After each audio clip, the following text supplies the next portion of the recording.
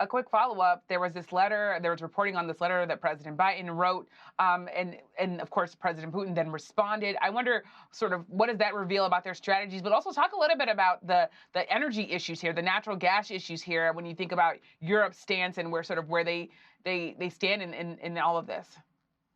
So one of the things that happened in the effort to reach a diplomatic solution was an exchange of letters. The U.S. spelled out what it needed from Russia, and Russia did the same.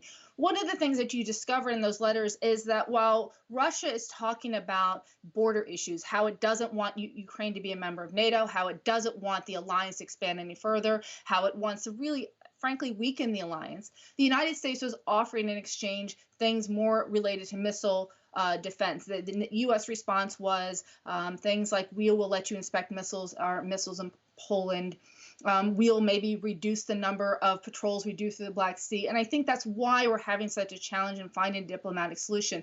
These two foes are looking at this from a completely different perspective. One's talking about border control, one's talking about missile defense. And so I think that's why there's a real nervousness about what's ahead, because all this is happening as Russia is mounting troops on all sides of the Ukrainian border as it's moving ships into the Black Sea, and by every measure moving more troops than it ever has in the past 7 decades around the Ukrainian borders.